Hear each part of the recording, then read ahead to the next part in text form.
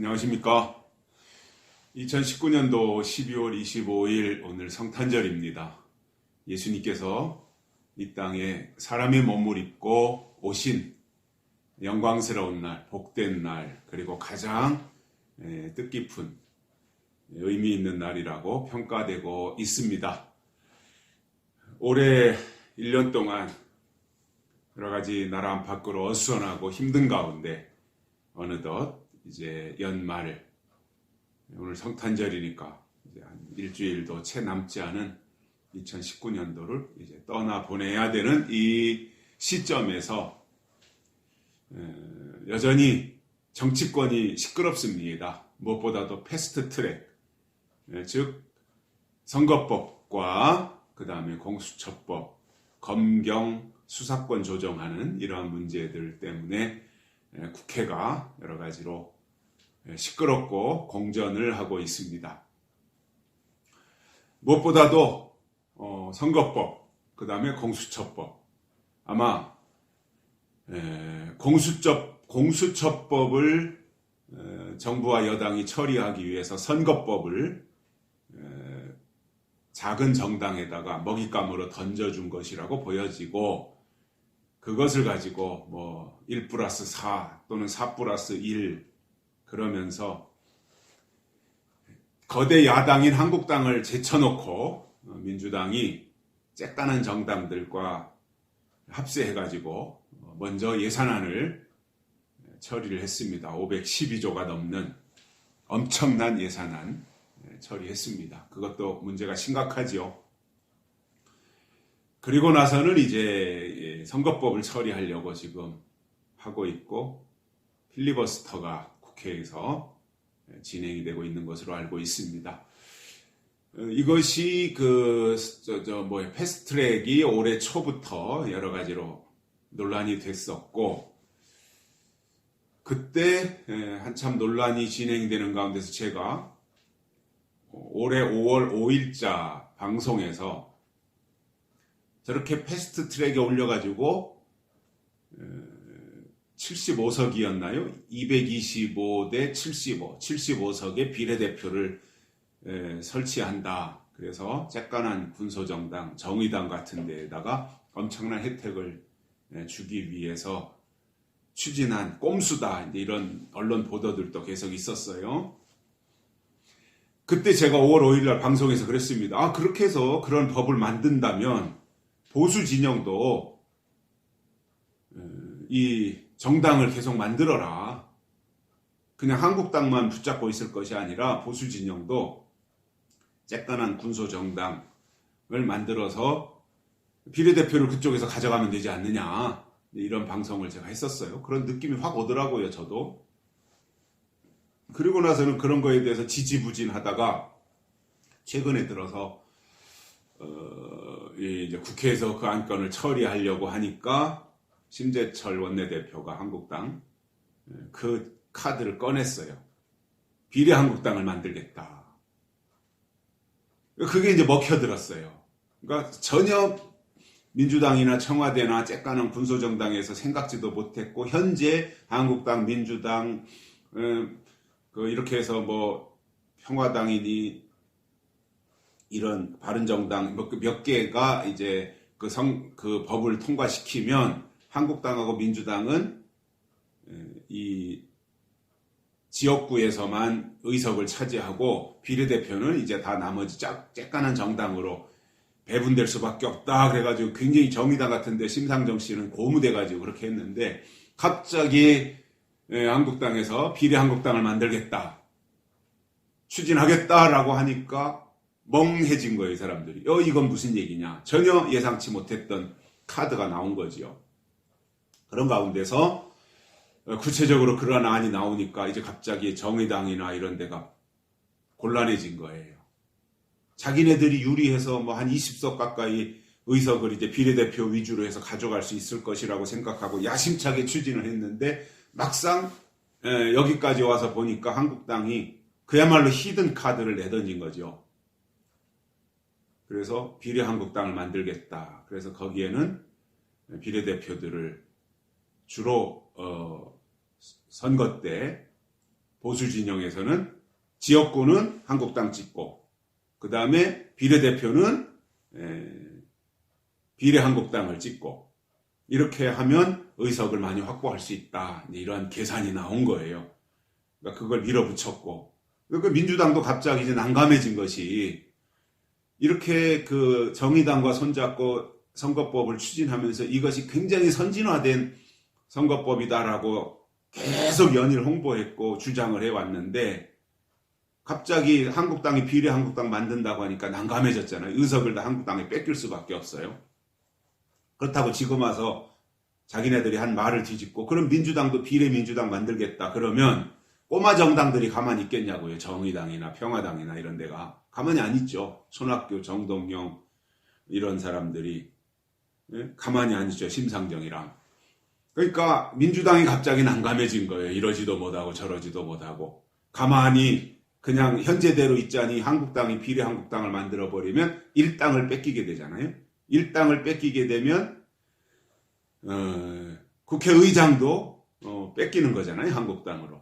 지금 문희상 씨가 국회의장 돼가지고 얼마나 꼼수를 부리고 있어요.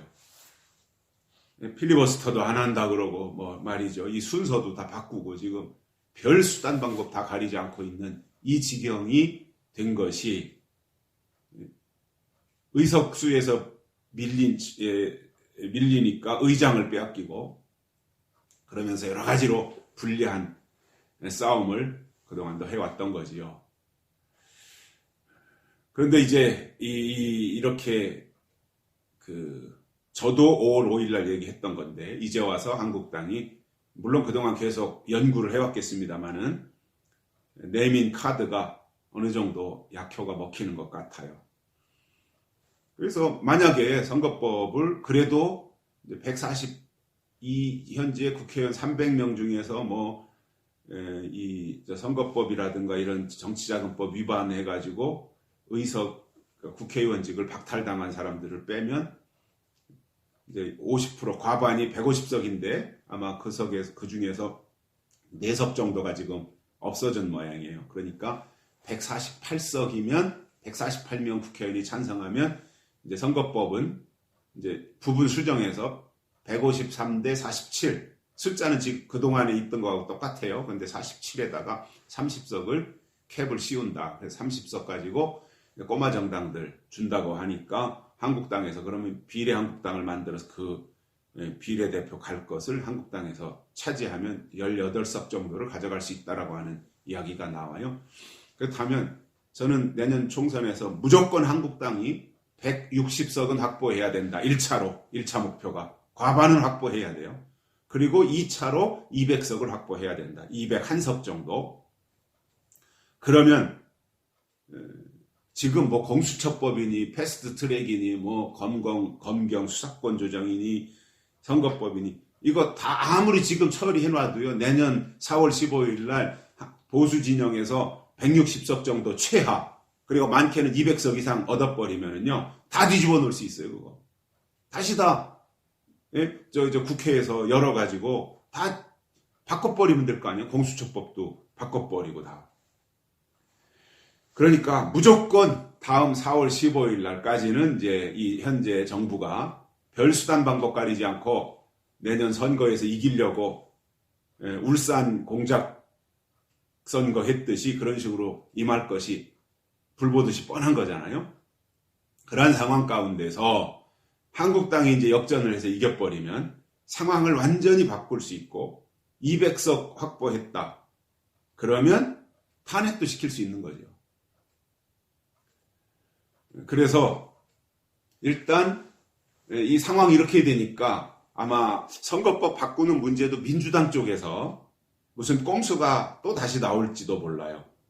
자기네도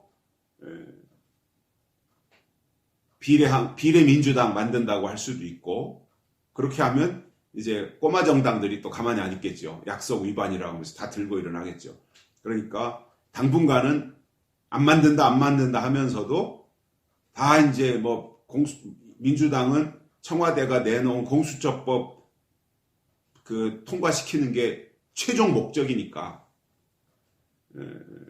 공수처법 처리 때까지는 정의당이나 평화당이나 바른미래당이나 이런데 이제 다 비유 맞추고 그들을 이렇게 얼르겠죠. 우리는 비례민주당 안 만든다.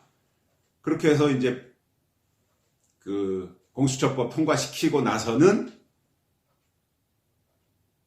목적 달성한 거잖아요, 민주당이. 그때 가서 우리도 안 되겠다, 민주당도 비례민주당 만들겠다 그러면 닥쳤던 개가 되는 거죠. 이 심상정이니 정동영이니 손학규니 이런 사람들이 다 닥쳤던 개 지붕 쳐다보는 꼴이 되는 거죠. 그러니까 지금 그렇게 판세가 아무리 국회의장이 지금 완전히 1+4 여기 편을 들어주고 있지만 그렇게 한국당이 꼭 불리한 것만은 아니다 이런 생각을 합니다.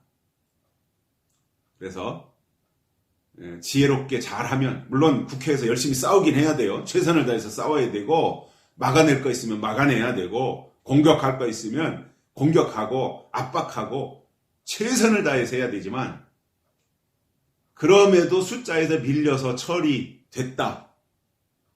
선거법도 처리되고 공수처법도 처리됐다. 그러면 그때부터는 이제 비례한국당을 통해서 내년 의석을 160석, 최하 150석 이상 확보할 수 있도록 최선을 다해야 되고, 근데 이제 현재 한국당의 국민들로부터 전폭적인 지지를 받지 못하고 있잖아요. 문재인 정부가 저렇게 지금 죽을 쓰고 있고 엉망진창인데도 그렇고 경제니 안보니 이 모든 부분에서 완전히 파탄이잖아요. 그런데도 지지율을 뒤집지 못하고 있는 한국당에도 심각한 문제가 있는데 마지막 카드는 공수처법을 통과시키려고 하면 사실은 한국당 국회의원들이 다 총사퇴를 해야죠. 총사퇴하고 내년 총선 보이콧 선언하고 그리고 대외적으로 문재인 정부가 독재 정권이다. 우리는 이런 독재 정권 밑에서 국회의원을 더 이상 한다는 게 의미가 없다. 야당을 이렇게 무시하고 쬐까는 정당하고 손잡고 야당하고는 소통도 하지 않고 꼬마 정당들하고만 저렇게 꼼수를 부리고 있는 이 민주당 또 이 정부와 같이 일할 수 없다. 이건 완전히 독재다. 이렇게 선언을 하고 나가면 청와대가 자기들 마음대로 못합니다. 절대로 못합니다. 그런데 믿었지 않은 것이 한국당 국회의원들이 과연 이제 국회의원 해먹어야 앞으로 3, 4개월인데 그 남은 기간 어떻게든지 법무부 장관 국무총리 인사청문회가 있잖아요. 그 인사청문위원들은 어떻게든지 가서 국민들한테 자기 얼굴 알리고 그래가지고 내년 총선에서 자기들 유리하게 해서 출마하려고 하는 이러한 생각도 가지고 있을 텐데 그것까지 다 버려버리고 국가를 살리기 위해서 마지막 스스로 자기들의 권리를 다 포기하고 투신한다고 하는 각오로 국회의원 총사퇴를 하면 대한민국을 살릴 수 있는 길이 1차적으로 열리는 거거든요. 그러면 그 강수를 쓰면 공수처법도 막아낼 수 있고 설사 한국당을 무시하고 자기들끼리 모여서 통과시킨다고 하더라도 그건 법적인 의미가 없는 거예요. 효력이 없는 거죠. 그리고 내년 총선에서 압승해가지고 다 저 사람들이 잘못 만들어 놓은 이 법을 다 폐기시켜버리고 탄핵도 한번 주장해보고 그리고 그래서 이 무너진 국가를 다시 세우고 안보 문제라든가 그 다음에 그 조국을 비롯해서 지금 황운하 경찰청장이니 울산시장 선거니 제주도 지방선거니 또 창원시장 선거에서 나타났던 모든 문제, 그 다음에 유재수 문제, 신라젠 문제, 우리들 병원 문제, 그 다음에 문재인 대통령의 아들, 딸의 문제, 이러한 것들을 다 파헤칠 수 있는 기회를 만들어서 대한민국을 다시 헌법 위에 반듯하게 세워놓을 수 있는 그런 계기를 만들 수도 있겠다. 그렇게 생각을 합니다. 그래서 제가 5월 5일 날 이 방송에서 보수도 이제 그 새로운 정당을 만들어라. 그래서 비례대표를 그쪽으로 흡수해라. 라고 했던 말이 이제 한국당에서 그러한 주장들을 함으로써 저도 거기에 일조를 했다. 뭐 몇 명이 봤는지는 모르지만 제 주장과도 일맥상통하는 이러한 부분들도 있었고 아마 정상적인 국민들이라면 그런 생각들을 했을 거예요. 민주당이 저렇게 꼼수 부리는데 한국당도 그러면 꼼수에는 꼼수로 맞서는 거로 쟤네들이 저렇게 꼬마 정당들 데려다가 꼼수 부리면 한국당은 비례 한국당을 만들면 되는 거거든요. 법적으로 아무 문제가 없으니까. 그리고 거기에다가 국회의원 20명 있으면 그 국고도 나오고 이 제대로 된 그 번호도 받을 수 있잖아요. 그러니까 민주당 1번, 한국당 2번, 한국당 108명 국회의원 중에서 20명 정도를 떼서 비례 한국당으로 보내면 20명이 넘으니까 3번, 기호 3번을 받을 수 있잖아요. 그래가지고 나중에 선거 끝난 다음에 한국당과 비례 한국당이 합당하면 적어도 150, 60석, 170, 80석 확보할 수 있는 거거든요. 그러면은 그때부터 힘있는 보수가 될 수 있고 이 청와대를 견제할 수 있는 세력이 만들어질 수 있겠다. 그러한 생각이 들어서 오늘 성탄절이지만 이러한 방송을 했습니다. 고맙습니다. 우리 국민 여러분들 그리고 우리 애청자 여러분들 성탄절 잘 보내시고 또 연말 그리고 다가오는 새해에 가정과 또 하시는 모든 일에 하나님의 크신 은혜가 있기를 바랍니다. 고맙습니다.